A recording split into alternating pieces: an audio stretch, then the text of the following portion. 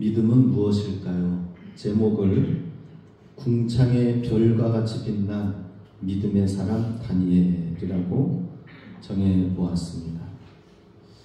다니엘이 살고 있는 그 시기는 이스라엘이 멸망하였어요. 나라가 없어졌습니다. 그렇게 믿고 있던 성전까지도 회파되어지고 없어졌습니다. 그리고 먼저 1차, 2차 포로로 무너지고 완전히 파쇄되기 이전에 다니엘은 1차 포로 때에 먼저 끌려가서 15세의 소년이었던 이 다니엘이 아무것도 모르고 명석하고 뛰어나다고 생각되는 그 권력의 층에 한가운데 있는 자녀들이 먼저 끌려가게 된 것입니다. 바벨론 포로로 끌려가서 불행의 삶이 시작이 되었는데 그것은 끝이 아니라 그의 마지막 생의 끝까지 계속해서 나라를 잃어버리는 상황 속에서 살게 되었다 하는 것입니다. 그 과정 속에서는 아수르 제국이 무너지고 또 바벨론 제국이 일어났다가 무너지고 메데, 바사, 페르시아 제국 나라가 세워지고 무너지고 제국들이 흥망성쇠하면서 엄청난 전쟁의 소용돌이 속에 있는데 하나님이 그 가운데서도 다니엘을 사용해 주셨습니다. 어떻게 하나님께서 다니엘을 선택하셔서 이렇게 사용하실 수 있었던가? 우리는 그의 믿음을 함께 살펴볼 수 있길 원합니다. 먼저 첫 번째로 다니엘은 기도의 사람이었습니다. 기도를 하되 뜻을 정하여 기도를 한 사람입니다. 오늘 다니엘서 1장 8절 9절 같이 읽습니다.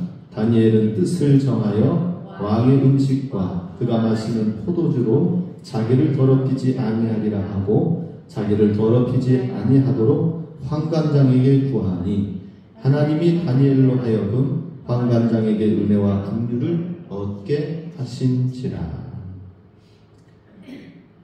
굉장히 힘들고 어려운 상황이 되어지게 되었습니다. 이 왕을 숭배하고 섬기는 그 신상 앞에 절하지 않으면은 다 죽임을 당할 것이다. 여러 가지 많은 유혹과 어려움들과 시험의 난관들이 곳곳에 있었습니다. 그런데 다니엘은 그럴 때마다 어려울 때마다 하나님 말씀을 기억하였어요. 그냥 어렸을 적부터 하나님 말씀을 붙드는 것이 정말 중요합니다. 하나님 말씀을 붙들고 사는 것은 나이의 유무에 상관이 없어요. 많고 적음에 상관이 없습니다. 어린아이도 하나님 말씀을 붙들면 그 말씀대로 사는 그곳에 하나님이 함께 하신다는 거예요. 그래서 다니엘은 뜻을 정하였다라고 하는 것은 하나님의 말씀을 생각하였다는 것이죠. 하나님 앞에서 말씀을 받은 바 내가 나아가야 될 방향이 무엇이고 내가 살아야 될 그 모습이 어떤 모습인지를 알고 정하고 기도하면서 음식과 포도주를 입에 대지 아니하고 더럽히지 아니했습니다. 이 8절 9절 말씀은 다 제사 드리고 나서 나오는 그 음식물들로 풍성히 먹고 잘 먹어서 교육 잘 받아가지고 이 바벨론 제국의 교육은 나라에서 각 나라에서 포로들을 끌어와가지고 괜찮다고 하는 사람들을 키우고 해서 나라에 귀하게 쓰는 그러한 교육 정책을 펼쳤습니다. 그런데 우상 앞에 제물 드리는 그 음식물로 자기를 더럽히지 아니하겠다라고 하면서 환관장에게 구하였습니다. 이것은 포로민으로서 있을 수가 없는 일이죠. 근데 하나님께서 그렇게 정한 것을 지키고 보호하셔서 은혜와 긍휼을 얻게 하셨다라고 하는 것입니다. 나중에는 이러한 뜻을 정하여 기도하며 나아간 그 사람을 하나님께서는 그 바벨론 제국의 총리로 지혜와 명철을 더하여 주신 것을 보게 됩니다. 이 총리로 세워져가는 과정 속에서도 어려움이 있었습니다. 하나님을 믿는 백성들은 그냥 가만히 놔두지 않습니다. 하나님을 믿는 자녀들은 세상 가운데에서 그냥 편안하게 살 생각을 하지 말아야 됩니다. 항상 방해물이 있고 대적하는 무리들이 있고 여러 가지 어려운 문제들이 있다는 사실을 알아야 됩니다. 너무 평화롭고 평안하면은 우리의 신앙을 한번 돌이켜 봐야 됩니다. 내가 하나님 뜻대로 살고 있는 거 맞는가? 돌아봐야 됩니다.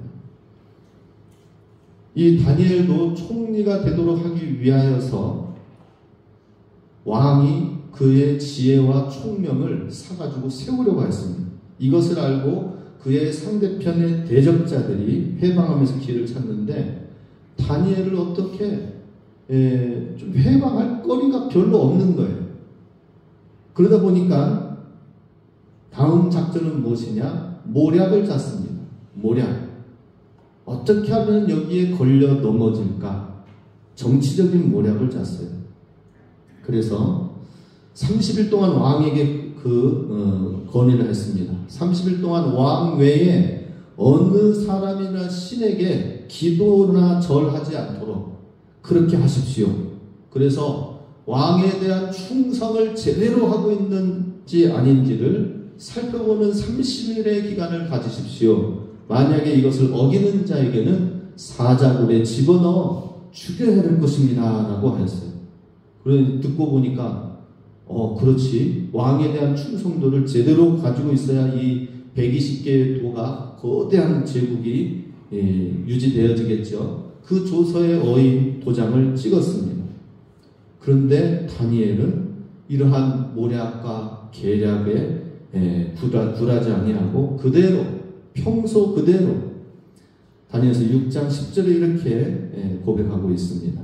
같이 있습니다. 다니엘이 이 조서에 왕의 도장이 찍힌 것을 알고도 자기 집에 돌아가서는 윗방에 올라가 예루살렘으로 향한 창문을 열고 전에 하던 대로 하루 3번씩 무릎을 꿇고 기도하며 그의 하나님께 감사하였더라. 하나님께 뜻을 정한 다니엘은 소년의 시대뿐만 아니라 하나님이 높여주시고자 세우는 그 굉장히 잘 나가는 성공해가는 그 길목에서도 변함없이 하나님을 향한 뜻을 정하여서 기도해 나가는 거룩한 습관을 가졌다라고 하는 것입니다. 10절을 읽었는데요. 그러니까 왕의 도장이 찍힌 것을 알고도 기도를 했어요. 사자굴에 들어갈 줄을 알고도 기도를 하였다라는 것입니다. 이것은 무엇입니까?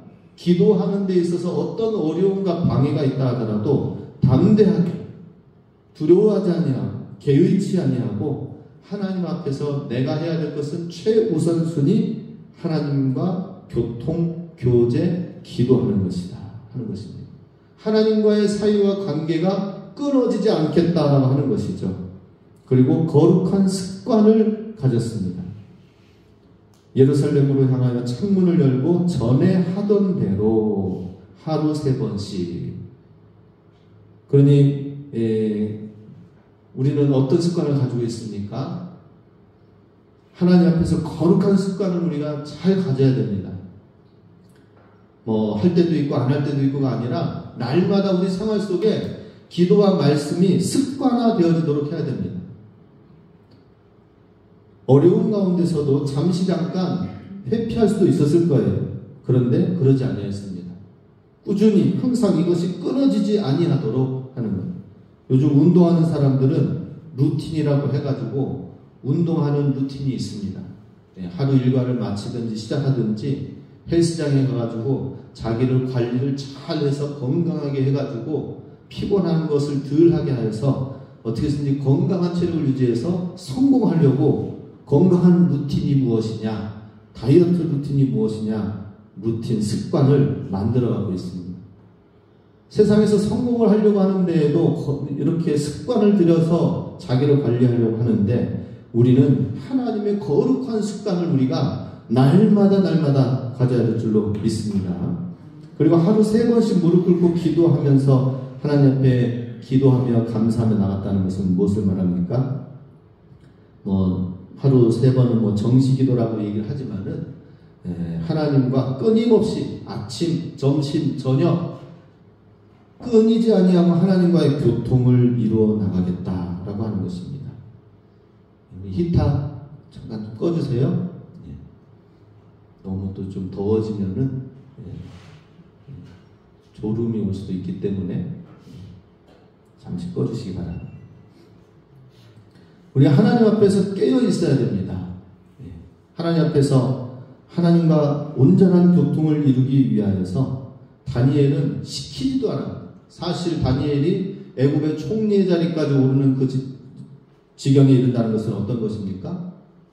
이제 웬만큼 된 어려움의 시간을 벗어나고 살만한 상태가 되어진 것입니다.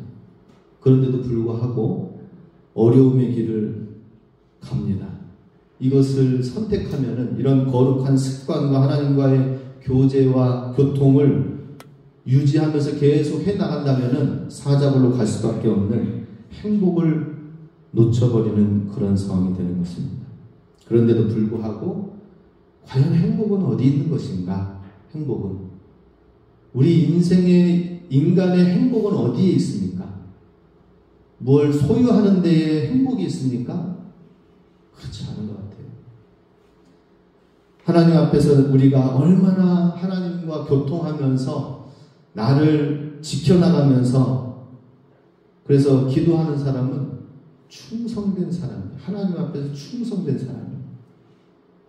다니엘이 충성되어졌기 때문에 애굽의 총리로 왕이 지켜보다가 총리로 세우려고 했던 것이죠. 다니엘을 왜 총리로 세우려고 했을까요? 왕이? 그는 권력을 탐내지 않고 가장 충성된 사람의 모습을 왕이 보았기 때문입니다. 그 마음 가운데 그 중심 가운데에 충성이라는 것이 무엇인지 딱 그 신화를 보니까 다니엘을 보니까 보여지는 거예요. 내가 이 신하 이 다니엘을 총리로 세우면 정말 내가 괜찮겠다 마음에 들었던 것입니다. 다니엘은 이렇게 왕에게도 그 세상 일에도 충성하였지만 먼저는 하나님께 충성한 그런 거룩한 습관의 시간들이 있었다라는 것입니다. 우리도 하나님 앞에 충성을 먼저 해야 됩니다. 기도의 자리에 충성된 모습을 가지고 우리가 나아가야 됩니다. 우리는 어떤 일에 충성된 모습을 하고 있습니까? 아니면 충성도 아닌 게으름 가운데 있습니까? 우리 하루 일과가 바쁩니까? 아니면 너무 지루합니까? 어떠세요? 한번 생각해 보시기 바랍니다. 나이 연세가 드신 성도님들 가운데서도 나는 몸이 불편해서 이것저것 못해 라고 생각하실 수도 있겠지만은 바쁠 수가 있어요. 바쁠 수가 있어요. 하나님 말씀을 보고 중보하고 주변의 영혼들을 돌아보고 교회를 위해서 기도하고 말씀을 또 듣고 바빠요. 자기 나름대로 정말 기도 제목을 갖고 얼마든지 바쁘게 지낼 수 있습니다. 무엇보다도 그런 기도가 필요합니다. 그래서 우리 성령 충만한 하나님께 뜻을 정한 거룩한 열정에 충성된 주님의 사람이 되어야 될 줄로 믿습니다. 두 번째로 다니엘은 말씀의 사람이었습니다. 말씀의 사람이 돼 언약을 붙잡은 말씀의 사람이다 하는 것입니다. 어떤 언약을 붙잡았는가? 예레미야 29장 10절 있습니다. 여호와께서 이와 같이 말씀하십니다. 바벨론에서 70년이 차면 내가 너희를 돌보고 나의 선한 말을 너희에게 성취하여 너희를 이곳으로 돌아오게 하리라. 예레미야는 이 포로로 끌려가기 전부터 계속해서 회개하며 깨어있으라고 외쳤던 눈물의 선지자였습니다. 그리고 이 예레미야는 포로로 끌려가면서도 그 가운데에서 그 적장이 있거든요. 예레미야를 보니까 이 사람은 좀 다른 사람이야. 바벨론에 그래도 협조를 하고 또 나름대로 신실한 사람이어서 이 사람은 보존시켜야 되겠다라고 해가지고 그를 지키고 보호하려고 했습니다. 바벨론으로 가되 내가 당신을 지키고 보호하겠습니다 라고 했습니다. 그랬더니 예레미야는 아닙니다. 저를 지켜주시고 보호해주겠다고 하는 그 말은 감사하지만 내 백성이 여전히 피폐해져 있는 예루살렘과 또 애국으로 또 반대로 불순종하며 나아가는 그 사람들을 향해서도 계속해서 하나님 앞에 돌이키도록 마지막까지 사명을 감당하기 위해서 예레미야는 외치면서 끝까지 돌이키고 회개할 것을 외쳤던 선지자였습니다. 그런데 그 선지자가 오늘 예레미야 29장 10절 말씀 읽은 것처럼 바벨론으로 포로로 끌려가지만은 장차 일어날 일에 대해서 또 받은 말씀이 있습니다. 그것은 바벨론에서 70년이 차면 하나님께서 너희를 돌보고 하나님의 선한 말이 그대로 성취되어져서 다시 70년 후에 돌아오게 될 것이다 라는 말씀을 이미 예레미야는 듣고 선포하였어요. 다니엘은 이제 포로 생활을 하면서 지금 10년, 20년, 30년 생활을 해가는 과정 속에 이 말씀을 듣고 붙들었던 것입니다. 예레미야에 쓰여져 있는 이 서신과 이 책을 붙들고 있었던 것입니다. 이 말씀을 붙들고 기도했던 것입니다. 반드시 70년 후에는 하나님께서 우리를 단련시키시고 연단시키시고 새롭게 하여서 이 백성들이 하나님의 백성이라고 하면서 예배를 드린다고 하지만 여전히 제사를 드린다고 하지만 하나님이 기뻐하시지 않는 예배로 제사를 드리면서 결국에는 불순종하여 각 생활 가운데서는 불신앙과 하나님이 기뻐하시지 않는 삶으로 가득 채워져서 결국에는 포로로 끌려가게 되는데, 그러나 하나님께서는 이 포로로 끝나고 멸망시키고 거기서 끝나는 것이 아니라 하나님의 또 다른 구원 계획이 있다는 사실을 예레미야는 본 것입니다. 70년의 이 기간을 통하여서 마음의 밭을 기경을 하고 이 고난의 시기를 통하여서 하나님의 연단과 구원의 시간, 얼마나 그동안 소홀히 여겼던 하나님을 향한 말씀과 기도, 예배가 얼마나 귀하였던가를 다시 회복하는 시간이 70년의 시간을 갖고 나중에는 다시 돌아오게 될 것이다 라고 하는 것입니다. 이것을 다니엘은 이 예레미야의 이 말씀을 붙들고 기도하였던 것입니다. 다니엘서 9장 1절 2절 말씀 있습니다. 메대 족속 아하수에로의 아들 다리오가 갈대아 나라 왕으로 세움을 받던 첫해 곧 그 통치 원년에 나 다니엘이 책을 통해 여호와께서 말씀으로 선지자 예레미야에게 알려주신 그 연수를 깨달았나니 곧 예루살렘의 황폐함이 70년 만에 그치리라 하신 것이니라. 아멘. 다니엘은 말씀의 사람이었어요. 거기에서 성공 가운데에 나름대로 총리의 자리에 이르러서 이제는 부족함 없이 살면은 고국을 잊어버릴 거예요. 아, 그냥 바벨론도 살만하구나 라고 하실 거예요. 지금 오늘날 바벨론이 어떻게 있습니까? 없습니까? 사라지고 없습니다. 이스라엘 백성은 그래도 여전히 존재하고 있죠. 하나님께서 바로 이 다니엘을 통하여 책을 보게 하신 그 내용은 무엇입니까? 선지자 예레미야가 쓴 책, 그 책을 보니까 거기에 나와 있는 70년이라는 연수, 예루살렘의 황폐함이 70년 후에 그치리라는 그 말씀을 받았던 것입니다. 깨달았던 것입니다.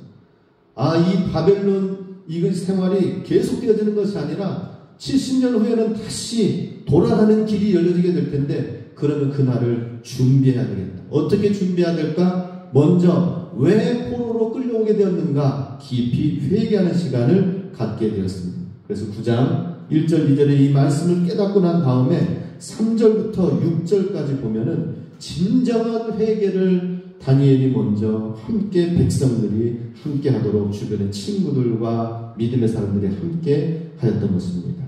3절에서 6절 말씀 읽어보면요, 내가 금식하며 베옷을 입고 죄를 덮어 쓰고 주 하나님께 기도하며 간구하기를 결심하고 내 하나님 여호와께 기도하며 자복하여 이르기를 크시고 두려워할 주 하나님, 주를 사랑하고 주의 계명을 지키는 자를 위하여 언약을 지키시고 그에게 인자를 베푸시는 이시여, 우리는 이미 범죄하여 패역하며 행악하며 반역하여 주의 법도와 규례를 떠나싸우며 우리가 또 주의 종 선지자들이 주의 이름으로 우리의 왕들과 우리의 고관과 조상들과 온 국민에게 말씀한 것을 듣지 아니하였나이다.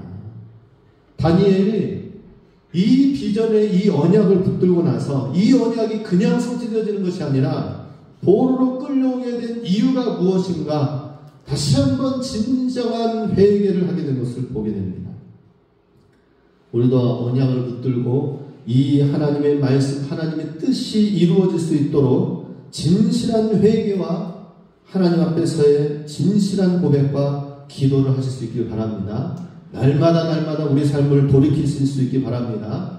다른 사람 누구에게 적용될 것이 아니라 나에게 주시는 말씀으로 여기시기 바랍니다. 나에게 주시는 내 삶에 하나님의 언약이 성취되어지기 위해서는 내가 진실하게 회개하며 진실하게 돼야 되겠다.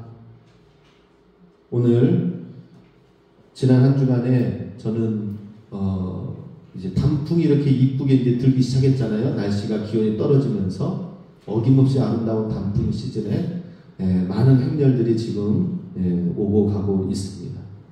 또 이번엔 또 특히 목요일인가 금요일 날 바람이 엄청 불어가지고 소나무에 있는 그 소나무 나무 갈잎이 마당에 우수수 다 떨어졌어요.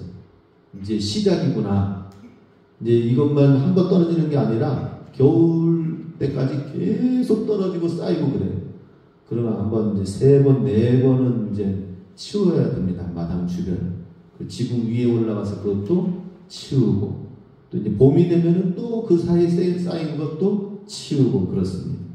그런데 그러면서 계속 치워야 될 일들이 이제 생기는 것이죠. 그렇지만 그렇다고 그냥 쌓아둘 수는 없지 않습니까? 그러면서 제가 느낀 것이 우리 삶 가운데 쌓여져 가는 것들, 우리 살면서 아름다운 단풍을 만들기 위해서 쌓여져 가는 이런 버려지는 쓰레기, 삶의 쓰레기와 같은 것들도 동일하게 우리 삶 가운데 얼마나 부산물들이 나오는가. 우리가 먹고 살기 위해서, 우리가 생활하기 위해서 얼마나 많은 환경 오염들이 일어나고 있습니까? 그죠? 그냥 되어지는 게 아닙니다. 환경 오염이 일어나고 있는 것입니다. 삶의 부산물들이 계속해서 나옵니다. 우리가 하나님 앞에서 그와 마찬가지로 계속해서 날마다 말씀으로 정결하게 되어져 가지 않으면은 우리는 어느덧 교만할 수가 있어요. 어느덧 우리는 하나님과는 아무런 상관이 없는 종교인이 될 수도 있다고 하는 것입니다. 그래서 제가 이 갈립을 첫 번째 쓸면서 올 겨울에도 몇 차례 이렇게 긁어 모아서 버려야 될 일이 있는 것처럼 우리 삶 가운데 쌓여져 가는 삶의 쓰레기의 죄악 같은 것들을 정말 우리가 더 철저히 더 다니엘처럼 언약을 깨닫고 붙들었다면 그 이후에는 정말 하나님 앞에 철저히 회개하며 기도하며 정결하게 나갔던 그 모습을 우리도 가져야 되겠다라는 생각을 해보았습니다. 그러면서 하나님의 긍휼을 구하는 기도가 18절 19절에 나옵니다. 나의 하나님이여 귀를 기울여 들으시며 눈을 떠서 우리의 황폐한 상황과 주의 이름으로 일컫는 성을 보옵소서. 우리가 주 앞에 간구하는 것은 우리의 공의를 의지하는 것이 아니요 주의 큰 긍휼을 의지하여 함이니이다. 주여 들으소서. 주여 용서하소서. 주여 귀를 기울이시고 행하소서. 지체하지 마옵소서. 나의 하나님이여 주 자신을 위하여 하시옵소서. 이는 주의 성과 주의 백성이 주의 이름으로 일컫는 바 됨이니이다. 우리는 주님의 백성이기 때문에 주의 백성으로서 믿음으로 하나님의 굳건한 하나님의 참된 백성으로 세워지기 위하여서 하나님 우리의 기도를 들어주세요. 용서해 주세요. 주님의 이름의 영광을 위하여 하여 주시옵소서 하고 다니엘이 얼마나 기도하는데 하나님의 말씀을 붙들고 기도합니다. 하나님의 언약을 붙들고 기도합니까? 70년이라는 이 연수를 깨닫고 이 땅이 영원한 것이 아니라 바로 70년 후에 하나님이 회복해 주신다. 우리도 이런 비전을 가지시기 바랍니다. 주님께서 수년 내에 부응해 주실 것이라는 이 믿음을 갖고 그러면 그냥 거기에서 끝나는 건가요? 우리가 먼저 회개하고 기도하고 주님의 말씀을 붙들어야 될 줄로 믿습니다. 그래서 다니엘을 하나님이 이와 같이 사용하셨어요. 그리고 정말 기적처럼 70년 후에 고레스 왕이 고레스 왕이 아무런 이유도 없어요. 각 모든 민족들은 다 각기 자기 고향으로 돌아가라라고 하면 고레스 왕 칙령을 선포합니다. 이상한 일이죠. 70년 후에. 그런데 70년 후에 각 민족들이 다 돌아가게 되었는데 어떻게 보면은 하나님이 응답해 주신 것인가? 고레스 왕이 다 각자 민족 자기 집으로 돌아가라고 했대. 이러면 하나님의 말씀과는 상관이 없는 사람이 되는 거예요.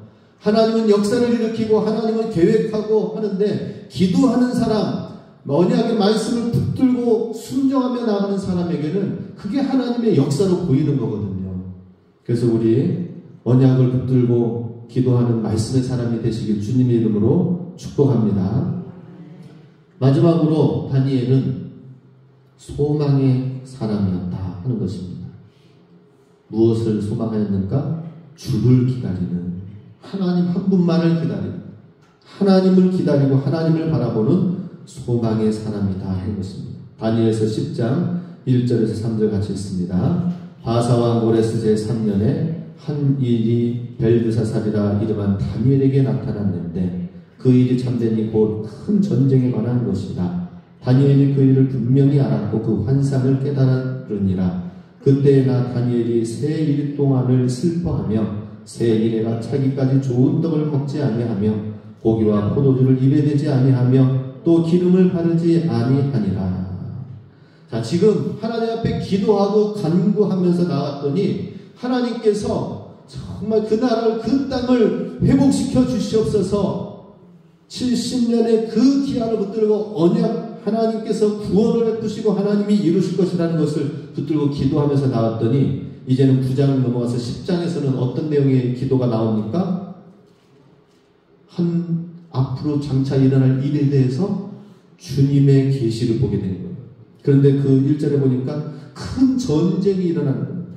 큰 전쟁의 환상을 보면서 장차 이제 곧 이 땅 가운데에는 거대한 전쟁이 일어날 것이라는 것을 보게 되는 거예요.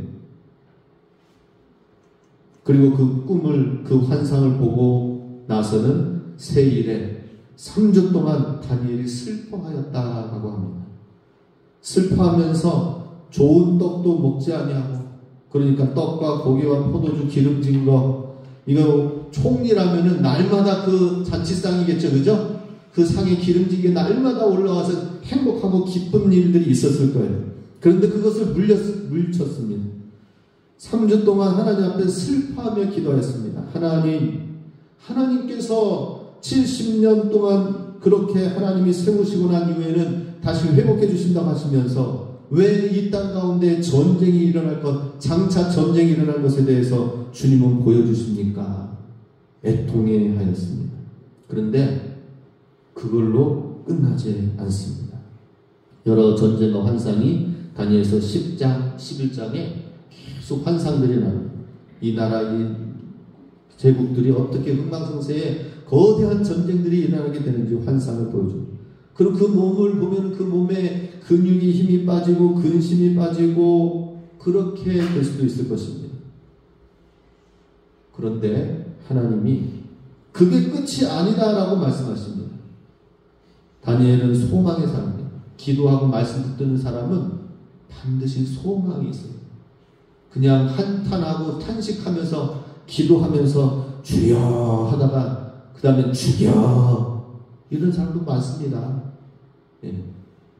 기도하다가 한탄하고 탄식하고 근심만 하다가 끝나는 사람들 많아요.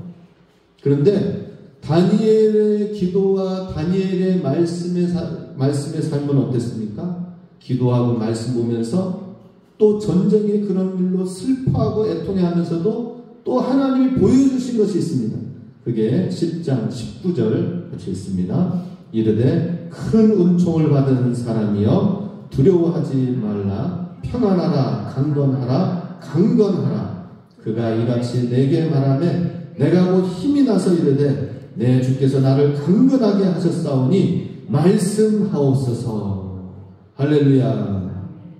우리 기도하면은 여기까지 나가요. 우리 신앙생활 하면은 적어도 소망의 사람이 돼야 됩니다. 예수님 믿는 사람의 얼굴이 어두워지고 소망이 없고 전쟁이 일어났는데 상황과 환경만 바라보면서 근심해 있으면 안 되는 것입니다. 소망을 볼 줄 알아야 됩니다. 하나님의 말씀을 들어야 되는데 큰 은총을 받은 사람이여라고 먼저 말씀하십니다. 우리는 하나님의 은총을 받은 사람이에요. 우리는 장차 하나님이 가장 좋은 길로 인도하시도록 하나님이 예비하여 주신 사람입니다. 믿으시기 바랍니다. 그리고 이 땅 가운데서 우리는 그 소망을 바라보면서 소망을 한 걸음 한 걸음 이루어 나가야 될 줄로 믿습니다. 큰 은총을 받은 사람이여 두려워하지 말라, 평안하라, 강건하라 말씀하시니 이 말씀을 듣고 어떻게 합니까? 주께서 나를 강건하게 하셨사오니 주여 내가 힘을 내서 주의 말씀을 받겠습니다. 그러면서 들려주시는 주님의 말씀이 무엇입니까? 이제 12장에 거기에 소망의 메시지가 나옵니다. 그 소망의 메시지는 오늘 본문 2절 3절 말씀입니다. 같이 읽습니다. 땅의 티끌 가운데서 자는 자 중에서 많은 사람이 깨어나 영생을 받는 자도 있겠고 수치를 당하여서 영원히 부끄러움을 당할 자도 있을 것이며 지혜 있는 자는 궁창의 빛과 같이 빛날 것이요 많은 사람을 옳은 대로 돌아오게 한 자는 별과 같이 영원토록 빛나리라. 아멘. 무엇을 보았습니까? 많은 사람, 티끌같이 땅 가운데 죽은 사람이 있지만 그 가운데서 많은 사람이 깨어 일어나 영생을 받게 된다는 사실은 언제 일어나는 겁니까? 장차 부활의 때, 마지막 때, 오늘 우리의 시기에서는 재림의 때를 말하는 것이죠. 재림 신앙을 말하는 것이죠. 하나님은 이 마지막 때, 궁극적인 마지막 때를 또 보여주신 거죠. 지금 얼마 후에 있을 큰 전쟁도 보여주시지만 장차 인류의 역사의 마지막 궁극적인 역사를 하나님이 또 보여주시는데 죽은 자가 그 티끌에서 그 흙더미 속에서 다시 일어나 살게 되는데 영생을 얻을 사람이다 라고 말씀하십니다. 그러나 그 가운데서는 수치를 당하여서 영원히 부끄러움 당할 자도 있기 때문에 우리는 이 땅 가운데 살면서 어떤 사람이 되어야 될 것이냐? 지혜 있는 자가 되어 궁창의 빛과 같이 빛날 사람이 되고 많은 사람을 옳은 대로 돌아오게 하는 자가 되라. 그리하면 별과 같이 영원토록 빛나리라 라고 말씀하십니다. 이 소망의 사람은 궁극적인 재림의 승리의 싸움을 갖고 이 땅 가운데 그 승리를 앞당겨서 이루어가는 사람입니다. 우리 일제시대 때도 그랬죠? 일제시대 때 우리 성결교회가 폐쇄당했어요. 이유는 무엇이냐? 일제가 굉장히 싫어했어요. 네. 중생, 성결, 신유, 재림, 사중복음이 있는데 재림 신앙을 굉장히 싫어했어요. 주님이 오셔서 악인을 심판하신다라고 하는 이 메시지를 일제 사람들이 싫어하는 거예요. 심판에서 결국에는 하나님의 나라가 이길 것이다, 세워질 것이다 하면서 이 억압되어져 있는 이 백성들에게 소망을 자꾸 불어넣어주는 거예요. 지금 일제에서는 지금 막 길도 깔고 기차도 깔고 그래가지고 막 중국 대륙으로 막 올라가면서 한참 그러는데 어떻게 해서 이런 날벼락이 있지 않는 이상에는 결코 이 일제의 압제 속에서 벗어날 수가 없었던 거거든요. 그런데 진짜 날벼락이 일어났죠, 그죠? 하늘에서 미국의 원자탄이 히로시마 폭탄이 터지게 된 것이죠. 그냥 단번에 일제는 다 그 자리에서 바로 항복하고 두 손을 들었던 것입니다. 마찬가지로 우리도 이런 소망을 갖고 있는 자는 이 땅 가운데 살면서 어떤 어려움이 있어도 소망이 반드시 이루어질 거라는 사실을 알고 하나님의 지혜를 갖고 궁창의 빛과 같이 빛날 것에 대한 소망을 갖고 우리는 살아야 될 것입니다. 또 많은 사람을 옳은 대로 돌아오게 하는 그 일에 별과 같이 영원토록 빛나리라고 주님이 말씀해 주셨습니다. 나 한 사람이 의롭고 의와 지혜를 가지고 살아가는 것도 하나님이 높여주시고요. 또 많은 영혼들을 세우는 데에 하나님께서 그 영혼을 정말 영원토록 빛나게 해주신다라고 말씀하십니다. 다니엘이 본 비전입니다. 소망입니다.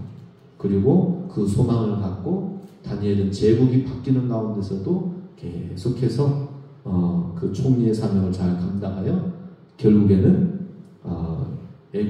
이 바벨론에서 70년이 차가지고 그 돌아가는 모습을 보면서 다니엘은 또 성전이 중간에 멈추었다는 사실을 듣고 어떻게 하면 원조에서 보낼까 하고 다니엘이 또 뒤에서 본국의 예루살렘에서 성전과 성벽이 다시 올라가는 일에 밀어주고 힘을 쓰는 귀한 사명을 마지막까지 하여 하나님의 나라를 세우는 일에 귀하게 쓰임받았다는 것입니다.